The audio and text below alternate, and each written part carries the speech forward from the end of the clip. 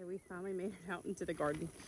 And the row that I had for corn, it doesn't look good. I think I've had like two that really germinated, and I've planted seeds twice.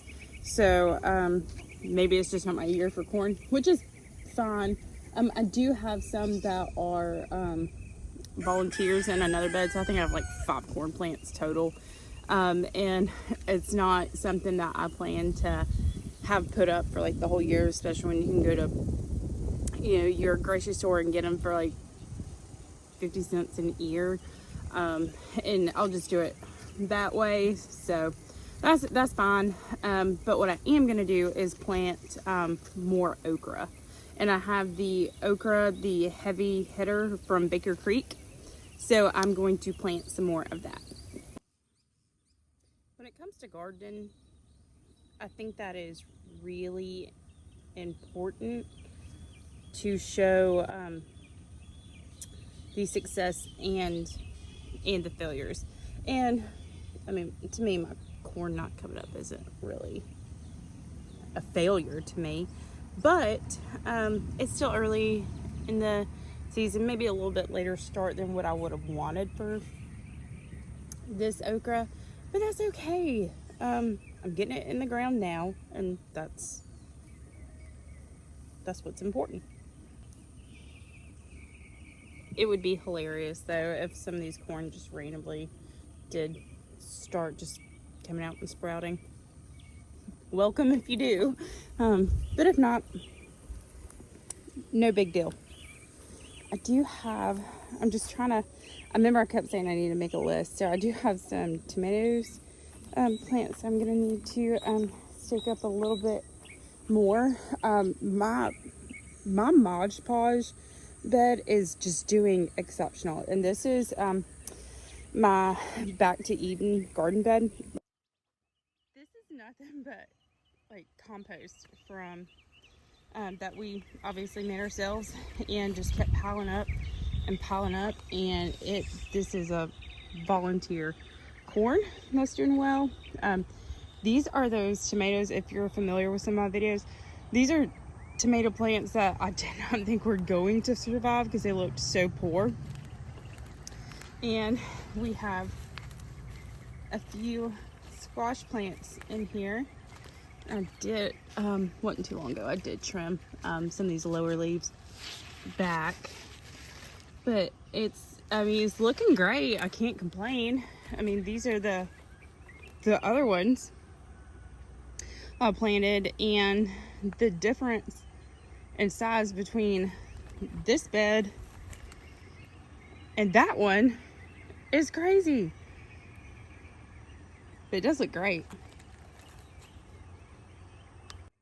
Do need to do some weeding through here, but overall, cucumbers are looking really good.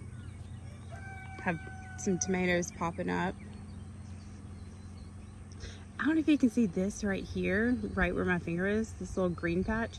That is volunteer lettuce. I had some lettuce in a pot last year and I reused the soil, and it decided to come up. Flowers from our potatoes. I'm so excited about this. I've never grown potatoes before. I planted some more seeds. I've moved the meat chickens, and now I am waiting on these baby ducks to get into the kiddie pool that my mother-in-law gave me for the ducks to play in. That's exactly why I put it there, to use as a little step stool if they wanted to get in. Just because I want to see if they can get in and out on their own before I leave them out here with it. They're very interested in it. It's much better than swimming in their water bowl.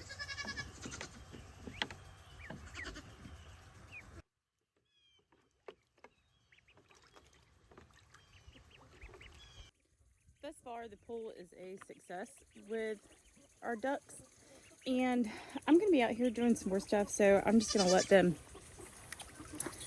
do what they want, and I can supervise to make sure that everybody can get in and out of this pool without any issues. The next project of our morning is going to be putting some wood chips in the chicken run. And I had started putting some in here just to see how it would be, and it is so much better than just leaving it bare, because when it comes to rain, it doesn't get near as wet in there. The rest of our property kind of slopes a little bit, and so with our chicken run being down here on the side of the house, everything runs towards it. So I want to make sure that, to prevent bumblefoot and various other things that just too much wetness in the run can have and create, I want to put some more wood chips in here. And I have to be pretty mindful because our wood chips do have a mix of cedar in it, and it's not something that I want in our chicken run. And I have a good thwacking stick here because our rooster has a vendetta against me. Do I know why? No. Does he? Yeah. Like, I feed you, dude, and I get that you're trying to protect your ladies, but I'm trying not to get got. The chicken coop now has wood chips in it, and that is so much better for them. I absolutely love that. Like I said, this part right here had wood chips in it, but I just kind of refreshed those. And then I've got, I added more wood chips to the addition that we did earlier this year. I really need to clean out our coop. And I may try to do that because I've got two broody mamas in here. And I need to actually go get a marker because I'm going to let her keep a few of them. But I need to be able to mark them so I know which ones I'm letting her keep and which ones I'm not. And I have a golden comet in here, which is it's like a hybrid chicken. It is a leghorn and Rhode Island red mix. It ain't normal. Those chickens normally don't get broody. Like, this is my first time ever with broody chickens. And then I have a barred rock that's hanging out with her. And I've got, I've been putting like food and water in front of her because I did some reading on it, and apparently broody chickens won't really get up to take care of themselves. So she has her own food and water in there, and I want to make sure that she is still in like a clean area because it looks pretty dirty in there right now. So I'm gonna try to get that clean.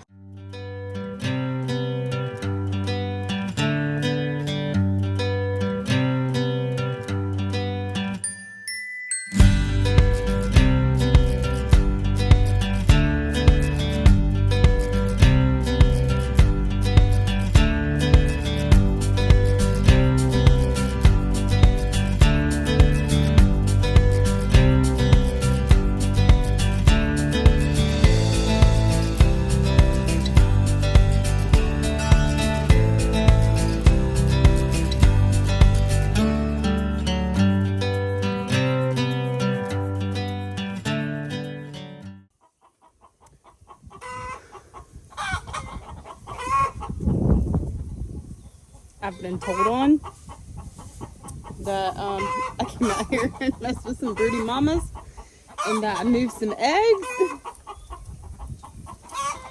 and I've like made everybody mad. I'm sorry, I just want to give you a better place to be besides the laying box and a cleaner coop. So I did. So I put her eggs in here with her, and I put her in there, and she's mad. Guess we'll have to see if she comes back or not.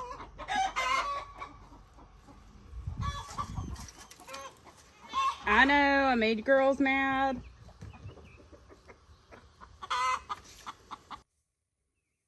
So I hate to tell them that I still have to finish cleaning out their coop.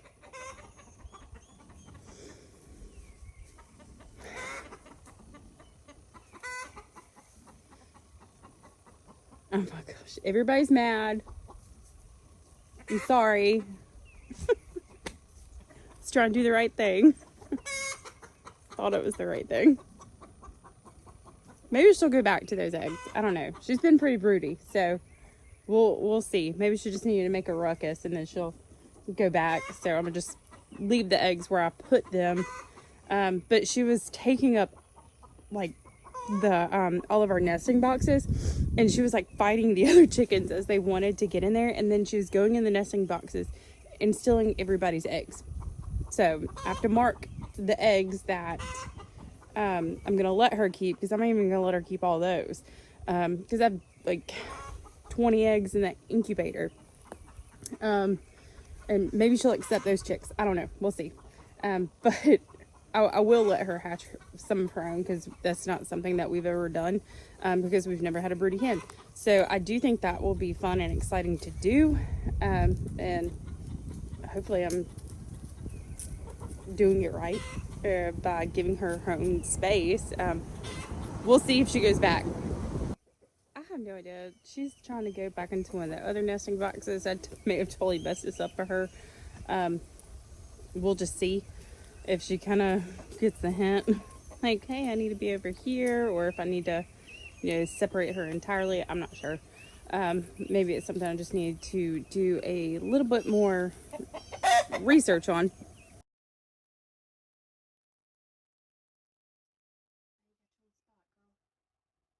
That makes me really, really happy that I didn't totally mess that up.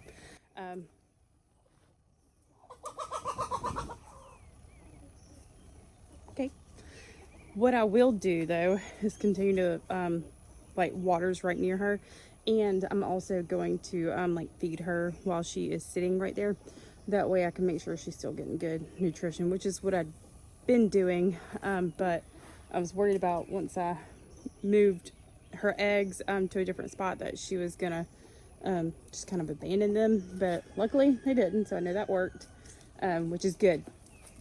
And so I now have to pick and choose, I guess, the eggs that I'm gonna let her sit on, and I'll probably like let her hatch like 3, just because I do have other chicks in the incubator.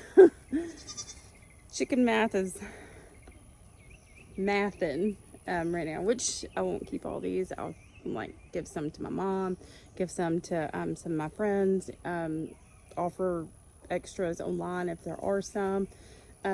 So I like chicks. 'Tis the season, and they get to grow up and lay eggs. And this is our last year for our golden comets. We do intend to cycle out them, and the reason why that is because they are going to go way down in egg production. So they may be a part of a chicken processing at some point, maybe at the end of the year, when everybody goes into another hard molt, because they really won't be producing that much next year. So their cycle here will be complete, and I do think that is one of the harder parts of homesteading, because the golden comets were my very first chickens that I got, and then I grew attached to them, and I just kind of learned about the hardships of homesteading, and you're gonna lose some animals. And when you're on 1 acre, or you're homesteading for your family, and it's not like a hobby farm, everybody here has to serve a purpose. So these are egg layers. If they're not laying, they have to go, and in that purpose they'll be reused to another purpose, which is to feed our family. And that goes for anything here. It has to serve that purpose. So it is part of that cycle. It's something that I had to learn, be okay with, and accept that it's not going to be your retirement home for any animal here. And that's the harsh reality of homesteading, is that you will have animals pass, and you will dispatch some of your animals yourself for the purpose of meat, and that is to feed our family. Nothing here is necessarily a pet. We enjoy them while they're here. They have a great life while they're here, but ultimately they have one bad day. Thanks for hanging out with me today. Happy homesteading.